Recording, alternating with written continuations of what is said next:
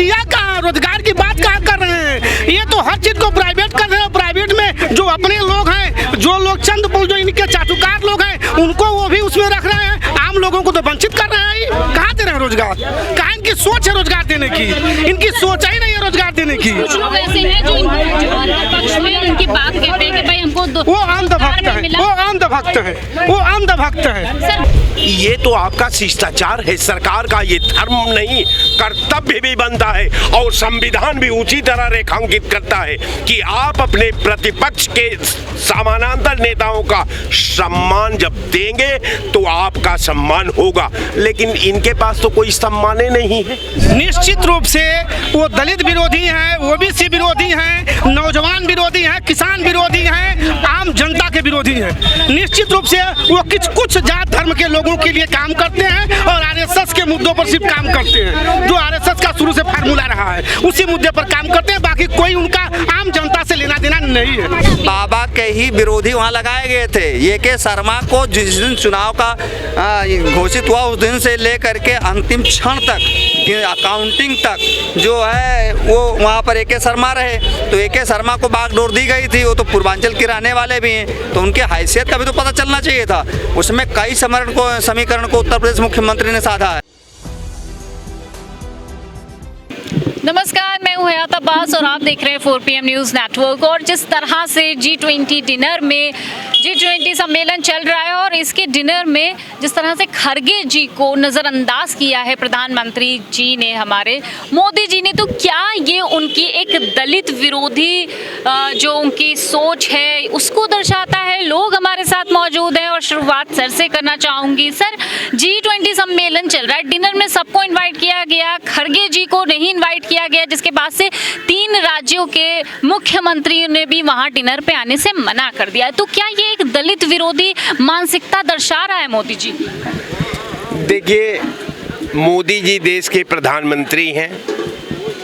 मोदी जी का एक ही ये कर्म नहीं है, इसमें कई इन्होंने भारत के वर्तमान राष्ट्रपति के साथ जो व्यवहार किया वो भी आप जानती हैं। आज तमाम ऐसे दिन गुजरे हैं जिसमें मोदी जी का व्यवहार अनुकरणीय रहा है और दलित की तो बात की बात है। हमको ये लगता है कि या तो वो हर अपना फैसला स्वयं करते हैं या तो उनका फैसला जो टीम करने वाली है, जो उनका आयोजकों का इंचार्ज है, जो आयोजकों का नीति निर्धारण करती है, वो हमको लगता है कि अगर उनके आयोजकों की टीम का जब मैं मूल्यांकन करता हूं तो एक ही नहीं, चाहे वो प्रधानमंत्री पद के हैसियत से जो फैसला हो, चाहे वो मोदी जी के हैसियत का फैसला हो, चाहे वो सरकार का फैसला हो, ये तीनों चूर में चूर मिल जाते हैं।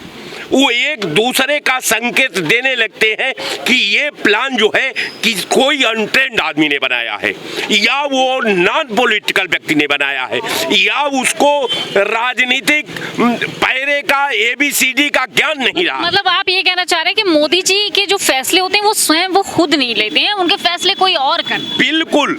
अब आप समझिए कि खड़गे साहब देश की सबसे बड़ी पार्टी का अध्यक्ष भी है, MP भी है, लोकसभा में भी वो विपक्ष के नेता रहे हैं।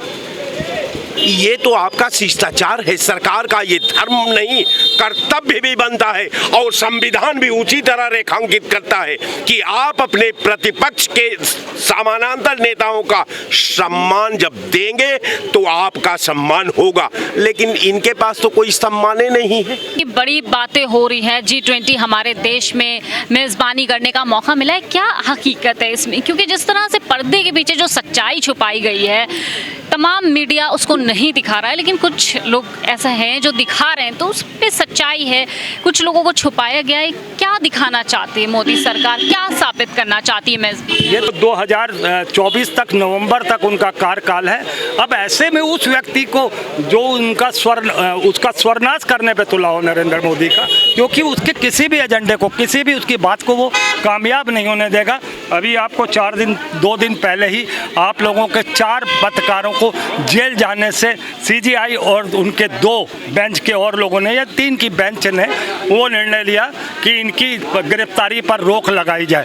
तो मुझे लगता है कहीं ना कहीं सीजीआई, चंद्रचूड़ और ये जो गठबंधन, मजबूत गठबंधन बन के आया है, गठबंधन बन के आया है, वो सरासर बुरी ताकत से सरकार के खिलाफ है। और उसका एक नमूना आपने अभी कल 8 तारीख के नतीजों से भी देखा, किस तरीके से अजय राय ने जिस तरीके से कांग्रेस ने समाजवादी का समर्थन करते हुए वहाँ पे भारी बहुमत से जिताने का काम किया। हम उसे 2024 में भी देख रहे हैं। हम 2024 के परिप्रेक्ष्य में उस गठबंधन को बड़ी मजबूती से देख रहे हैं। और अभी 5 राज्यों में चुनाव है 2023 में, और 1 जनवरी और फरवरी में 3 राज्यों में, यानी कि टोटल 8 राज्यों के विधानसभा चुनाव भी है। तो हमें लगता है ये जो मजबूत गठबंधन की शुरुआत हुई है, ये अच्छे संकेत है। गठबंधन की बात आपने करी है, गठबंधन के बाद जब ये पहली जीत मिली इंडिया गठबंधन को घोसी में, उसके बाद नायडू जी की गिरफ्तारी को आप कैसे देखते हैं? नायडू जी की गिरफ्तारी तो वो उससे जोड़ना या ना जोड़ना मुझे नहीं समझ में आ रहा है, मगर अगर उनके साथ किया गया और जैसा नायडू जी ने का बयान है कि मैंने ऐसा कुछ भी नहीं किया है, तो मुझे लगता है कि ये माहौल बनाया जा रहा है। और नरेंद्र मोदी का ये कोई भी अब तरीका, कोई भी एजेंडा, कोई भी इनकी हरकत इस तरीके की कामयाब नहीं होगी। ये जितने भी घोड़े खोल लें नरेंद्र मोदी, इनकी पराजय 2024 में निश्चित। मोदी जी की मानसिकता दर्शाता है कि वो दलित विरोधी हैं। बिल्कुल, निश्चित रूप से वो दलित विरोधी हैं, ओबीसी विरोधी हैं, नौजवान विरोधी हैं, किसान विरोधी हैं, आम जनता के विरोधी हैं। निश्चित रूप से वो कुछ जात धर्म के लोगों के लिए काम करते हैं और आरएसएस के मुद्दों पर सिर्फ काम करते हैं, जो आरएसएस का शुरू से फार्मूला रहा है, उसी मुद्दे पर काम करते हैं। बाकी कोई उनका आम जनता से लेना देना नहीं है। अभी देखिए कुछ दिन पहले हमारे देश की महामहिम राष्ट्रपति जी, उनको अभी जो संसद भवन बना है उसमें अपमानित किया गया। यह गाइडलाइन है भारत सरकार का कि जब भी कोई इस तरह का हो तो उसमें राष्ट्रपति को आमंत्रित किया, उनके हाथों से, उनको कर कमलों से होना चाहिए। ये सबका साथ सबका विकास नारा देते हैं, लेकिन इनके ये मानसिकता क्या दर्शाती है? क्या इनसे दलित जो इस तरह से ये काम करेंगे तो क्या दलित इनको वोट करेंगे? अभी घोसी की जनता ने बताया कि दलित लोग वोट करने नहीं जा रहे हैं, ओबीसी के लोग नाराज हैं। और कोई भी इनको कुछ चंद पलों लोगों को छोड़ करके कोई इनको वोट करने नहीं जा रहा है। 10 सालों में, 9 सालों में इनको पूरी तरह से लोग समझ चुके हैं। जो ये नारा दे करके आए थे कि 2 करोड़ रोजगार देंगे, 2 करोड़ रोजगार देंगे युवाओं को, काला धन लाएंगे, डीजल आपने ये सवाल उठाया कि 2 करोड़ रोजगार देंगे। सर, ये इनकी तरफ से ये कहा जा रहा है कि जो सक्षम होगा हम उसको रोजगार देंगे, हम हर एक को रोजगार कैसे बांटें? हम कह रहे हैं रोजगार खत्म कर दिया इन्होंने, रोजगार दिया कहाँ? रोजगार की बात कहाँ कर रहे हैं? ये तो हर चीज को प्राइवेट कर रहे हैं। प्राइवेट में जो अपने लोग हैं, जो लोग चंद जो इनके चाटुकार लोग हैं, उनको वो भी उसमें रख रहे हैं, आम लोगों को तो वंचित कर रहे हैं। कहाँ दे रहे हैं रोजगार? कहाँ इनकी सोच है रोजगार देने की? इनकी सोच ही नहीं है रोजगार देने की। कुछ लोग ऐसे हैं जो पक्ष में उनकी बात कहते हैं कि भाई हमको वो अंधभक्त है, वो अंधभक्त है, वो अंधभक्त है। से जीता है, क्या देखते हैं? क्या दलित पिछड़ा जिस तरह से इंडिया गठबंधन का साथ दे रहा है, आगे 24 में क्या कुछ कर पाएगी जनता? जिस तरह से उम्मीद है इंडिया गठबंधन को, क्या उस तरह से साथ मिलेगा इंडिया को? देखिए, मैं पहले तो नरेंद्र मोदी के बुद्धि को दाद देता हूं कि कम से कम इन्होंने ईमानदारी से चुनाव कराया। हमारी बात समझने की कोशिश करिएगा, ना समझ पाइएगा तो मैं नहीं बोलूँगा। लेकिन नरेंद्र मोदी को भगवान सद्बुद्धि दे 2024 में कि ये सद्बुद्धि से कम से कम उनको भगवान सद्बुद्धि दे कि 19 का चुनाव भी सही सलामत हो। मैं ये नहीं कह रहा हूँ कि ये कहेंगे कि हम हमने जो है देखिए ये फिर विपक्ष हमको ईवीएम वाला चिल्लाने लगा। मैं ये नहीं कह रहा हूँ, लेकिन मैं इतना जरूर कह रहा हूँ कि 24 में नरेंद्र मोदी को भगवान सद्बुद्धि दे कि इसी ढंग से चुनाव कराएं तो ठीक है। G20 सम्मेलन में जिस तरह से डिनर पर खरगे जी को ना इनवाइट किया गया है, तो क्या ये मोदी जी की दलित विरोधी मानसिकता को दर्शाता है? जनता इस पर क्या सोचती है, आप क्या सोचते हैं? देखिए, G20 जो समिट हुआ उसकी अगुवाई भारत कर रहा है, इसके लिए हम लोग बड़े प्रसन्न हैं। लेकिन मोदी जी की मानसिकता दलित विरोधी नहीं, वो तो भाजपा विरोधी ही भी है उनकी। वो अपने लोगों को तवज्जो नहीं देते हैं। अभी CNBC के एडिटर कह रहे थे कि साहब विदेशी जो चैनल्स हैं, वो CNBC विदेशी हमको लगता है, तो वो लोग कह रहे हैं कि मोदी जी G20 की अगवानी नहीं कर रहे हैं, ये तो चुनावी प्रचार कर रहे हैं। तो इसमें कोई ऐसी बात कहने के लिए नहीं है। मोहन भागवत जी कहीं आते हैं, गोलवलकर जी कहीं आते हैं, तो कहते हैं कि भाई दलितों का साथ नहीं देना चाहिए, बड़े लोगों को, जनरल को ऊपर होना चाहिए। जबकि इनकी पार्टी सबका साथ सबका विकास का नारा लगाती है।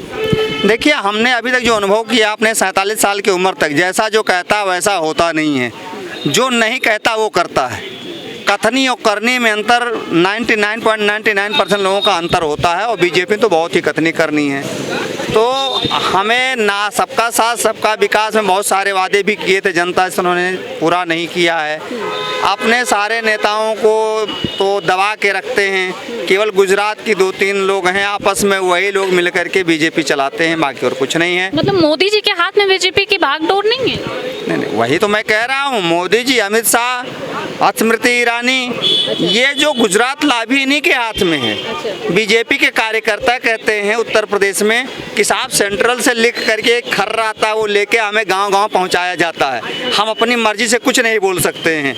और जब हम जनता के बीच में जाते हैं तो जनता सवाल पूछती है, हम कुछ बोल ही नहीं सकते। ऐसा इंस्ट्रक्शन ऊपर से है कि बीजेपी के लोग कुछ भी नहीं बोलेंगे, जो सेंट्रल ऑफिस कहेगा वही काम करना है। अच्छा, क्या ऐसी वजह रही कि घोसी उपचुनाव हार गए, जबकि हमारे प्रदेश के बाबा जी भी पहुंचे प्रचार के लिए, तो फिर चुनाव क्यों हार गए? इंडिया गठबंधन की पहली जीत। आपको कुछ साल पीछे ले जाना चाहता हूँ। AK शर्मा जी जो ऊर्जा मंत्री हैं, वो वहाँ के कैडर में रहे हैं गुजरात के, तो मोदी जी के नज़दीक रहे। मोदी जी ने उनको यहाँ चीफ मिनिस्टर बनाने की कोशिश की थी। तो बाबा का उनका एक 36 का आंकड़ा होता, उनका 72 का आंकड़ा चला। 72 का आंकड़ा चला, और आप देखेंगे कि बाबा योगी आदित्यनाथ ने कैंपेन नहीं किया। लास्ट में अपनी फॉर्मेलिटी पूरी करने के लिए 2 बार गए थे। माना जा रहा है कि वो दारा सिंह से बहुत नाराज चल रहे थे, उनका पार्टी में वो आना भी। बाबा के ही विरोधी वहाँ लगाए गए थे। AK शर्मा को जिस दिन चुनाव का घोषित हुआ, उस दिन से लेकर के अंतिम क्षण तक, अकाउंटिंग तक जो है, वो वहाँ पर AK शर्मा रहे। तो AK शर्मा को बागडोर दी गई थी। वो तो पूर्वांचल के रहने वाले भी हैं, तो उनके हैसियत का भी तो पता चलना चाहिए था। उसमें कई समीकरण को उत्तर प्रदेश मुख्यमंत्री ने साधा है। उसमें केशव मौर्य की भी हैसियत दिखा दी। OP राजभर से भी नाराज चल रहे थे, उसकी हैसियत दिखा दी। आप संजय निषाद से नाराज चल रहे थे, उनकी हैसियत दिखा दी। आप ब्रजेश पाठक को से नाराज चल रहे थे, उनकी हैसियत दिखा दी।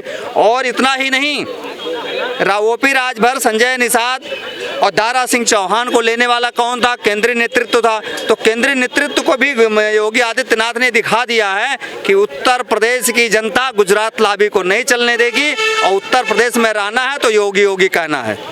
मतलब ये जो तुष्टीकरण का आरोप इंडिया गठबंधन पे लगाते, कहीं ना कहीं इनकी पार्टी में ऐसा कुछ चल रहा है क्या? तुष्टीकरण तो है ही नहीं है बीजेपी में। ये खुद की संतुष्टिकरण के लिए होता है। वहाँ जितने नेता हैं खुद की संतुष्टि के लिए जी रहे हैं, बाकी तुष्टीकरण तो है ही नहीं। तुष्टीकरण तो होता है जब हम दूसरे के लिए करें ना। तुष्टीकरण तो अच्छी बात है, और स्वयं की संतुष्टि ये अच्छी बात नहीं होती। तो जनता कहीं ना कहीं अब समझ चुकी है कि मोदी जी की दलित विरोधी जो मानसिकता है उसको दर्शाया है खरगे जी को, जिस तरह से उन्होंने नज़रअंदाज किया जी समिट में डिनर पर इनवाइट करने से। कहीं ना कहीं जनता अब समझ चुकी है, और अगर इसी तरह चलता रहा तो जिस तरह से आज अल्पसंख्या अलग हो रही है, तो इसका सीधा फायदा साफ तौर पर इंडिया गठबंधन को मिलने वाला है। कैमरा पर्सन सत्यनारायण के साथ मैं हयात अब्बास, OPM न्यूज़ नेटवर्क।